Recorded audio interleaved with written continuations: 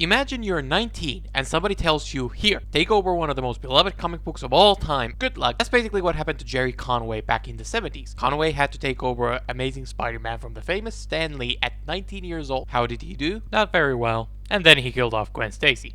Conway's run can be split into two halves. Before Gwen's death and after.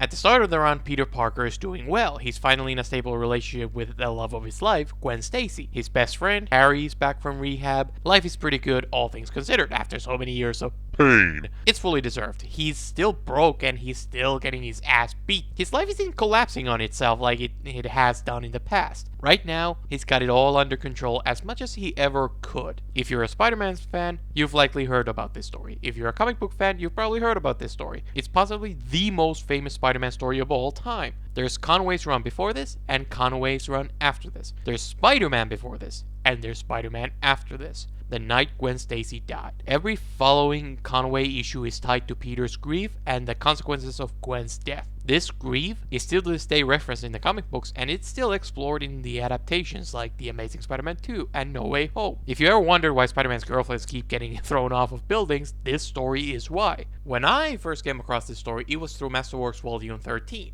This book begins with the death of Gwen Stacy's storyline. The issue begins with Harry in a bed and everyone's concerned for him. It felt like I started reading in the middle of a story. I felt like I was missing something. Then Goblin comes in, kidnaps Gwen Stacy, Spider-Man pursues, and Gwen Stacy dies in the following battle. And Norman perishes as well next issue. This felt super jarring. I felt lost and confused, and I actually stopped reading the collection because I just felt like I was missing something, that I wasn't supposed to be reading this yet. Now, years later, I've read every single issue leading up to this story, including Annuals and Spectacular Spider-Man, and I can confirm that, yes, I basically missed nothing. If you've picked up an iconic comic book storyline, you've probably felt the same feeling I felt, feeling like you just started watching a show in the later seasons, and you have this innate need to see what led up to this episode. While yes, there are stories that give Gwen Stacy's death more context, there's nothing else you really need. Issue 105, Harry returns from rehab, and after that, he does absolutely nothing. I read every issue leading up to this story, and I still felt like I missed something. That's just how comic books work. That feeling will always be there, and it sucks, but it is what it is. My point with this is that if you've ever heard about an iconic storyline and you were scared off from reading it like I was, well, no, just read the stories you're interested in. You don't need more. That feeling will never go away, and honestly, the context of it changes almost nothing about how I felt about this story, and it's never really done that. If it's a well-written story, it will entertain you or get emotion out of you. That's success, and it's worth more than continuity. The first year, Conway works with an artist, John Romita, who's a Spider-Man veteran by this point. Romita's essentially, I believe, mentoring Conway for the first year. I think that makes sense, and I think you can tell. The first year of stories aren't that good. They are mediocre at best. The pacing feels off. The Doc Ock Hammerhead storyline, I love Hammerhead, but despite that, this storyline goes on for way too long. It's like 4 issues, and it could have and should have been 3, if not straight up 2. One storyline is a repeat from Spectacular Spider-Man. Already read it, it's fine. 2 issues are dedicated to a Hulk crossover, it's fine. I would recommend skipping the first year and skipping right to the death of Gwen Stacy storyline and going from there, because that's the part that people mainly talk about, and that's where the real meat of the run begins. After Gwen's death, the story ends with Peter returning home where MJ awaits him. Peter tells MJ she doesn't understand, she doesn't care. He tells her to leave. Wouldn't want to spoil your fun. MJ has every reason to be mad at Peter for this. MJ, we know, would leave Peter over this. Instead, the story ends with MJ closing the door and staying with her friend. It's a beautiful moment, and I gotta be honest, it made my heart a stone beat. It's fantastic writing, and again, you don't need 120 issues of history to feel this. Harry loses his father in this storyline, which leads to Harry also becoming distant and mean. This grief is what the rest of the run is about. The next storylines put Peter in this state of anger and panic. He's lashing out at his loved ones. Loss of Gwen is constantly on Peter's mind. Peter will talk and think about Gwen constantly. Characters will be drawn to look like her. Grief is the main theme of the run. The fighting and drama could get tiring very quickly. I got tired of a lot of the fighting in Stan Lee's run, and yet the drama works here. It's very compelling. And why? I think one of the big reasons why MJ and Flash and Peter work so well is that they don't actually hate each other. They yell and they might throw fits. MJ and Peter both isolate themselves, but they always understand each other. They help each other anyway, despite what the other person might say, and they never stop loving each other over it. The understanding, the empathy is what makes it feel human instead of contrived drama. Harry, though, doesn't get the same treatment. He grows ever more resentful towards Peter, and their friendship deteriorates quickly. Peter tries to patch things up, and even MJ tries it too, but Harry refuses to listen to reason. He offers no forgiveness and no sympathy. Peter and MJ don't write him off, though. Harry's their friend, no matter what he says. That right there is what makes you buy their relationships. Conway's a young writer. He started writing Spider-Man at 19 years old.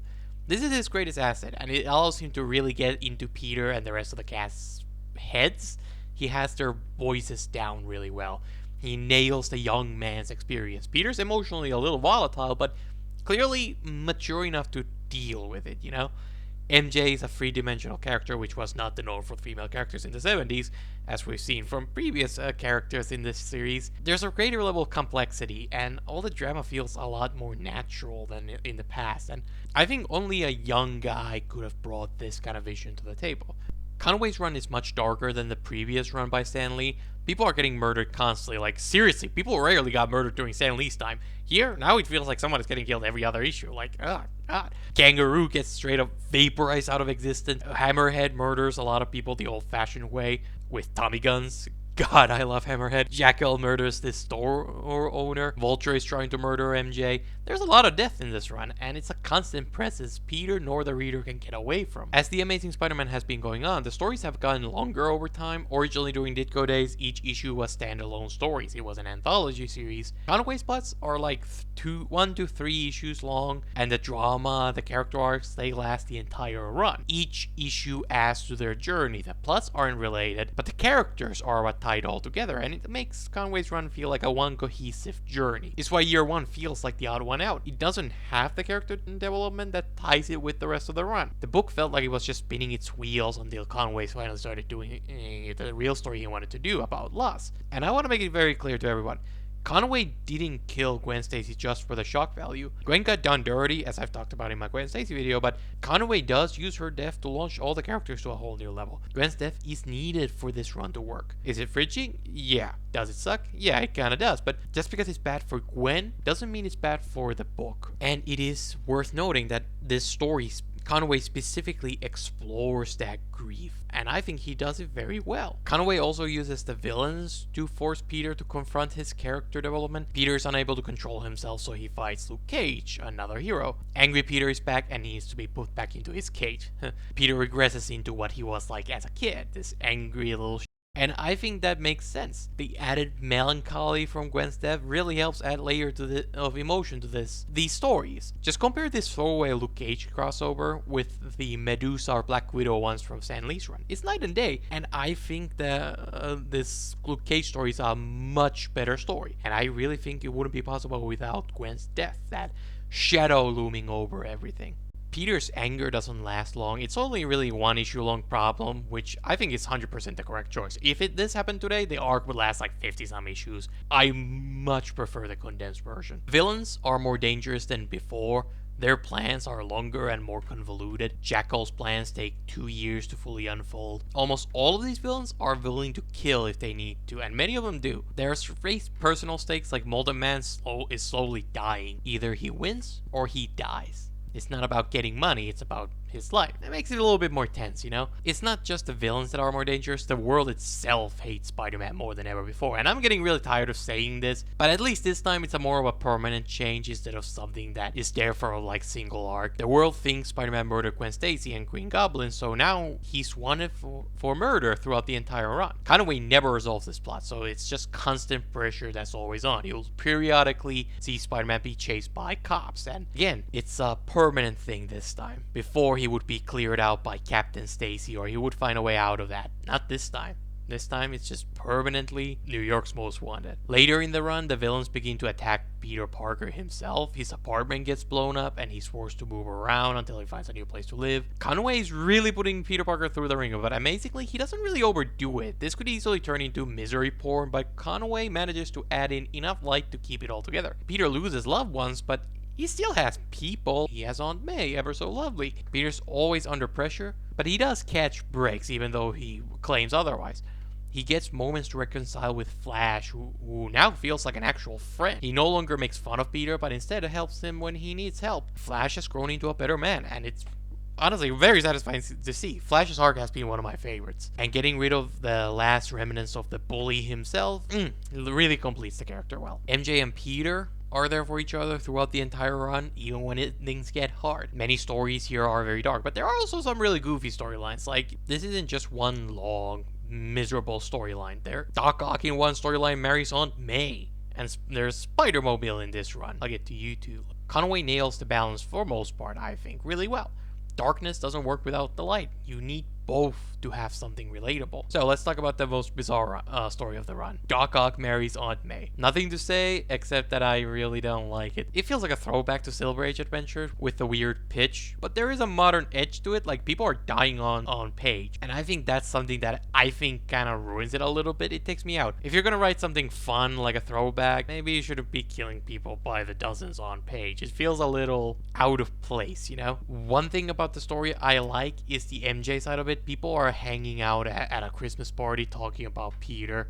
MJ's denying her feelings because of course she is. She's afraid to be hurt and she refuses to confront that. And then Robinson has a little speech, talks about how Peter is going through a rough patch, and MJ on the surface doesn't seem like the perfect girlfriend for him, but that doesn't mean everybody else needs to run in and make Peter's choices for him. Sometimes the best thing you can do is let your friend have some space and let them figure things out for themselves. I think the idea that works here is the contrast. Peter is hiding in his Spider-Man life. You know, he's in this world of silly fun and excitement instead of having these real difficult conversations with MJ. And maybe that's not that much of a bad thing. Maybe it's what he needs. It's ultimately might just be his way of dealing with his problems. I like the contrast. I think it works, but the wedding thing, it just doesn't land for me. It's just, I don't really have a smart explanation. I just don't like it. Now, the other side of this is that I might be a hypocrite for this, but I really like the Spider-Mobile. I love it. I'm having a hard time preaching why I hate the wedding, but I love this car. But I'm gonna try. I can think of 3 points for explanations. The Spider-Mobile is one tied to Peter's money issues. The concept is treated as absurd, helping feel like a more authentic part of the world. 2, Spider-Mobile doesn't kill anyone. Yet. 3, it's a side plot, not the main event. Spider-Mobile only really appears few times here and there, and that's it. Usually at the end of a story or at the very start of it. The wedding itself is the main plot of an issue. It's like, while the Spider-Mobile is just kind of almost like a gag that happens for a couple of pages and then goes away for the rest of the issue. Conway's age is one of the best things he's got going for him because he gets Peter's and MJ's voice down really well, but I think it's also one of his worst traits, and it does lead to his writing being a little amateurish at times. Spider-Man is just going about his business, swinging around, and then it's just boom! Surprise Doc Ock out of nowhere. There's this scene where Dr. Connors is just hanging out, thinking about Man-Thing, as we all are, and then he just knocks over a glass and boom! He's the Lizard again. Well, that's just lazy writing. And the other problem I have with him is that he can be a little edgy with the amount of casual death. I think an older writer would have been more careful with something like that, put more emphasis on it. My favorite villain of the run is Hammerhead. He gets shot in the head and is left for dead. When he wakes up, he has amnesia, doesn't remember anything. So, with his new life, he decides all he wants from his new life is to be a gangster. So he becomes a gangster. Amazing motivation. Pure cinema right there. Oh, that's so good. His superpower is that the top of his head is indestructible. Like, not even the entire head, just the top of it. I unironically love Hammerhead so much. It's silly, but Conway knows that. The title of an issue is Gang War Schmang War. All what I want to know is, who the heck is Hammerhead? Absolute cinema. Bravo. Bravo, Jerry. You did it again. Oh, I love it so much. In issue 124, Spider-Man fights against Man-Wolf, a man who turns into a monster. Specifically, J. Jonah Jameson's son turns into a monster. In order to stop it, Jameson has to pull off a ruby himself. He has like a ruby stuck to his neck or something. it's painful, so he doesn't rip it off. So he hides his little sickness, and thus when he turns into a monster, people get hurt. He's saved by the Spider-Man at the end, because Spider-Man just kind of comes in and just rips the ruby off. Like, it's that simple. And to me, I think what Conway's going for, that the lesson is that sometimes, in order to save ourselves, we gotta rip a little piece of ourselves off, no matter how much it hurts. It's a great story. It's one of my favorites from the run. Spider-Man ripping the ruby off, I think is saying something about letting other people help you, relating to Peter's self-isolating ways during this era. Okay, makes sense, but I can't help but to feel like it should have been Jameson who does it. Ultimately, it's Jameson's failure that creates the monster, so I think it should be Jameson's arc to overcome his fear and rip the ruby off and stop the madness. I think it would have been more impactful if Spidey's role was to just encourage Jameson, give him a little pep talk so Jameson can save himself. That is followed by Vulture murder mystery. Vulture murdered a woman who happens to look like Gwen Stacy just to hammer in the pain, and now Vulture is trying to murder MJ. Hey look, MJ's thrown off from a great height. It's a repeat of Gwen Stacy death scene. I sure do hope nobody repeats this and runs this imagery to the ground, robbing of it all its power. How cheap would you have to be to do that? Up next is the first appearance of everyone's favorite homicidal maniac, the Punisher, and the Jackal, essentially the big bad of Conway's run, a puppet master who's constantly manipulating Spider-Man and his villains from the shadows throughout the entire run. Punisher's backstory is kept a mystery, which is really funny considering how famous Punisher is nowadays. I at least get a special kind of enjoyment just watching Conway try to make this guy appear, mysterious and cool. I see you, Jerry. I know more than you. Punisher's backstory is that his family was murdered, so he becomes the Punisher and now goes around killing criminals, which makes him another villain that is tied to Peter's Sad Boy arc. I love the cohesion with these villains. The purposeful use of the villains elevates the run from a random collection of stories into something greater than the sum of its parts. I think Conway's really good with the villains he's using. Okay, let's talk about the art. First year of the run is drawn by John Romita and Gil Kane. The rest is drawn by Ross Andru. Art is just another way it feels out of place because it's just done by a completely different artist. Andru's art imitates John Romita's style, so the book does look familiar. So what separates Andru from the other artists? I feel like Andru is the first artist to really take advantage of Spider-Man's acrobatics. Ditko and the rest drew Spider-Man kind of more stiff and more like a man in a costume, you know? Andru has Spider-Man jump from wall to wall in fights, Spider-Man's jumping over his villains, and Andru takes great care to show Spider-Man's speed with the poses and this ghosting effect. I don't know what this thing is called, but it's showing speed. This nowadays is very normal for the character, but Andru might just be the beginning of a more flexible, faster Spider-Man. At least that's how I feel like reading this, that he's become more acrobatic. Andru has some creative storytelling choices, like here, Tarantula's backstory is conveyed through a projector, and that's what the art looks like. There's another sequence where Spider-Man lights up a dark warehouse with his spider signals, and so there's this fight scene that is completely dark, except for things highlighted by his light. It's great pencils, and I love the coloring of it. I think it's a better version of Steve Ditko's Molten Man fight scene. It's fantastic. Andru has some really good visual storytelling. Like, you tell me, what do these two panels convey? I think that's great. During Ditko and Romita's eras, I felt like the covers were consistently fantastic, especially during Romita's time, but now I feel like the covers have become much more unimaginative and boring. The covers hold spoilers for the issues, like Molten Man's motivations are revealed on the cover. Harry's turn to the Goblin is revealed on the cover, and the clones are revealed on the covers. They've returned to using dialogue on the covers, and I just hate it. Like, I don't know who's doing the covers. Maybe it's Andru himself. I don't really know, but I don't know. I think I don't like these covers. Make fun of me all you want. I enjoy a good cover, and I will not apologize for it. The biggest thing I've seen people bring up about Andru's art over the years is his locations. Andru takes great care to replicate locations authentically. His landscapes look like a real city with a lot of details and a great amount of variety to them. You can see landmarks in the backgrounds. There's these little details like trees on sidewalks. He manages to capture New York better than any of the previous artists. His locations feel more immersive. The characters hang out in real-looking locations like the New York airport. For the first time, you get a feel for what New York is like. It feels more authentic. To be fair, I've never been to New York, so I wouldn't really know how real any of this is. I just feel like it's more real, and that's what really matters in a book like this. The fight scenes have some exciting locations. Spider-Man fights on top of the Brooklyn Bridge. He fights in a moving bus that is moving through traffic. He fights on a moving train. Andru's art is not brought up as often as the other Spider-Man artists, but make no mistake, he's a great artist, and I think his work deserves to be appreciated.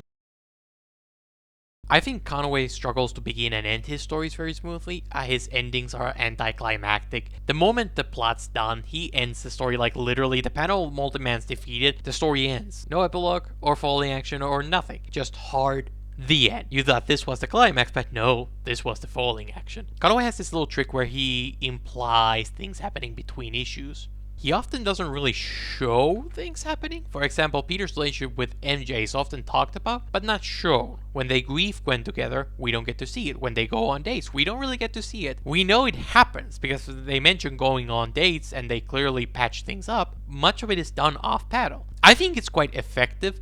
I really do feel this relationship. It feels very natural and I love it. I think one of the reasons why it works is because we see the moments that make Peter grow. At the end of a story, Peter might have a little monologue spelling out the lesson of the day, like with the Vulture. The villain is defeated, and it feels kind of a smaller event than it should. It's like Columbo, where the episode ends immediately after Columbo gets his evidence. I don't think it's bad or anything. I think it's just a stylistic choice. In some stories, it can be quite effective. It adds this feeling of continuity to everything. You gotta read the next issue to see the fallout. Everything feels more connected. It feels like Peter's living his life, and we only get to see small glimpses of it. Whether it be villains or character development or relationships, it feels like time is passing between issues, even when you're not reading the book. I love the sense of progression it brings. After all this time, we finally get to payoffs to all the storylines Conway has been building up to. One of the biggest is Harry's downfall. Harry finally snaps and he becomes the new Green Goblin.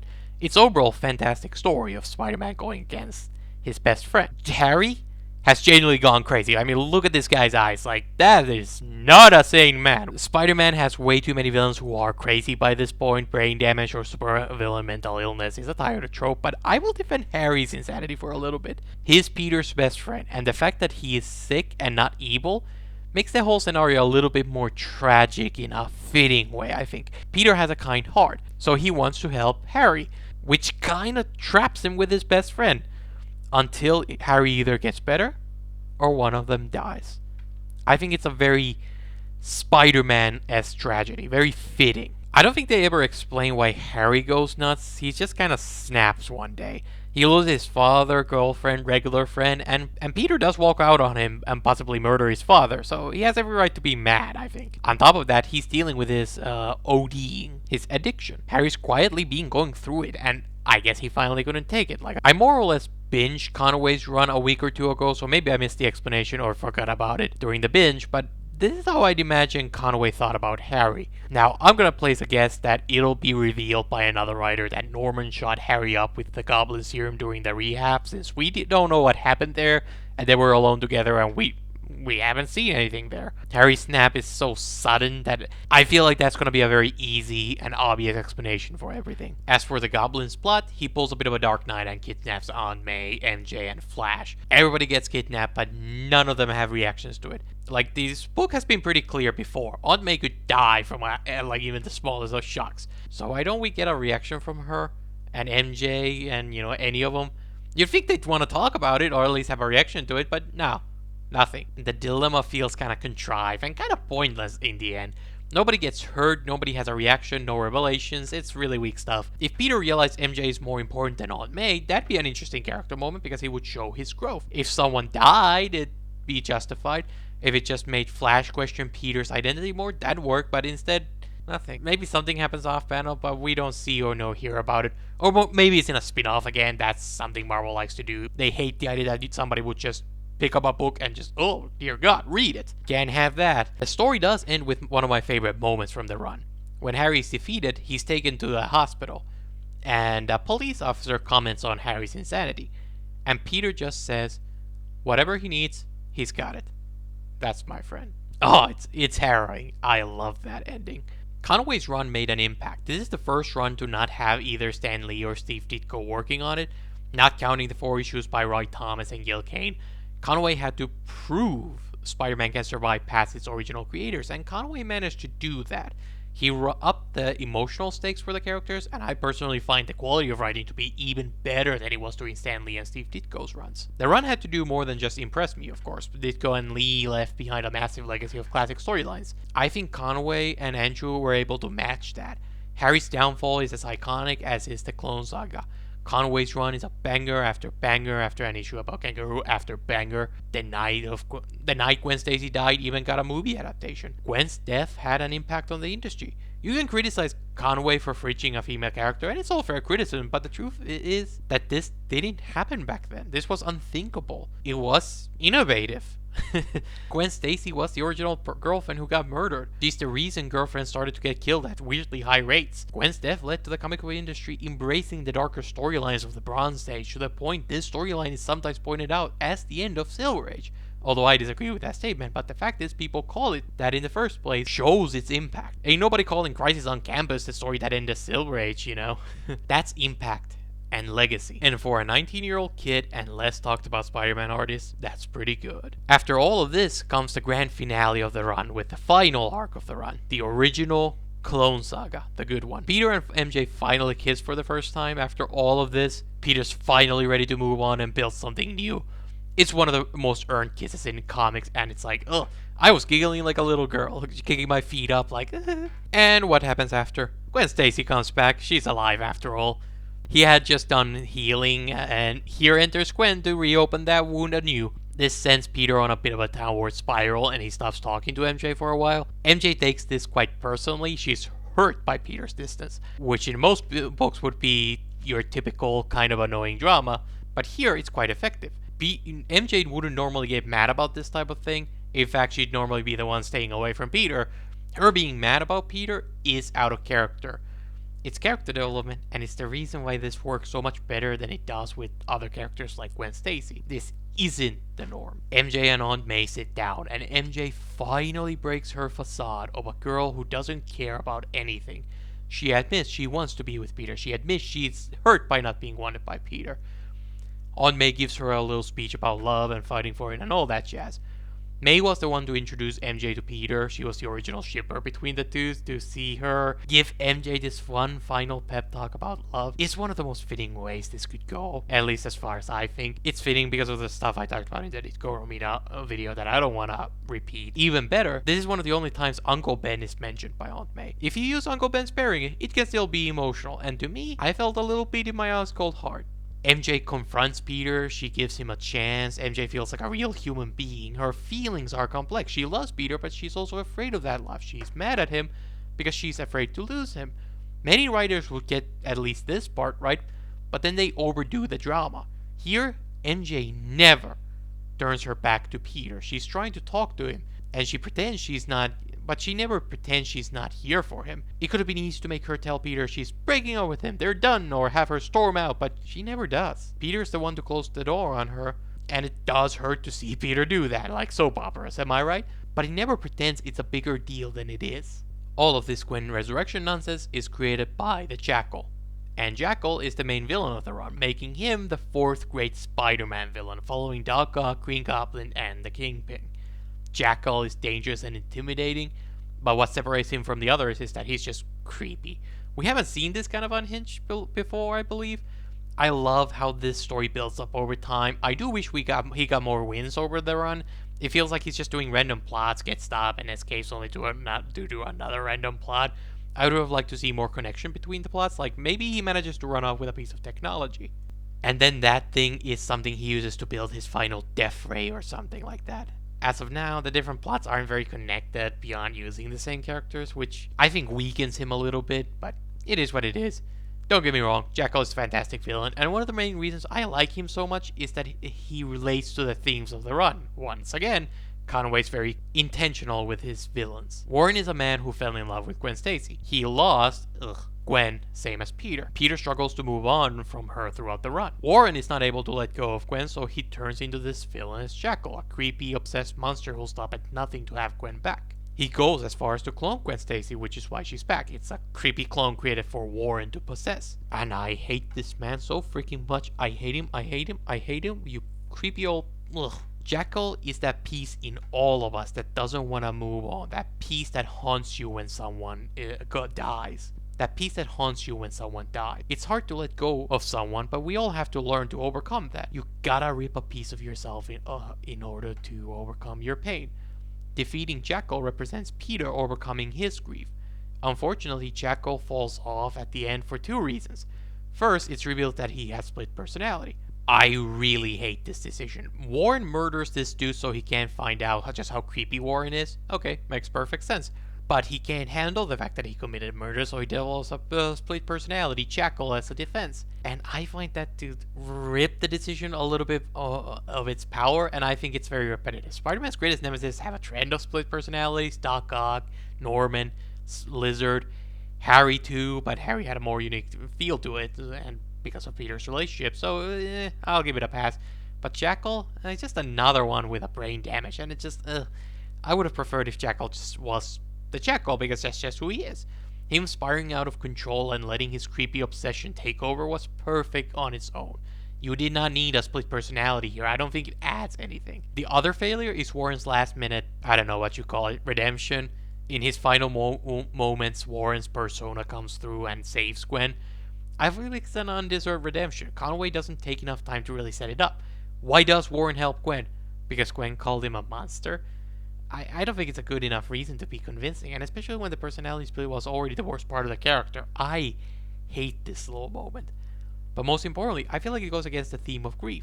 Warren is the face of not letting go, which is why he's the villain. Him changing into Warren for a moment, I don't think it really adds anything to the theme. Peter's the one who gets over his grief, so why repeat that? Why have Warren's humanity shine through? He's done nothing to deserve it, and I think it just says nothing. It adds nothing to the real story here. Peter defeats Warren. Afterwards, he and Gwen have one final talk.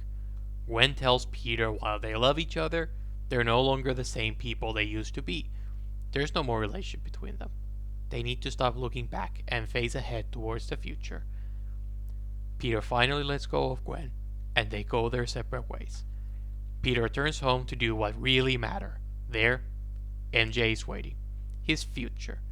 Peter enters, and we end on a door closing on us one more time.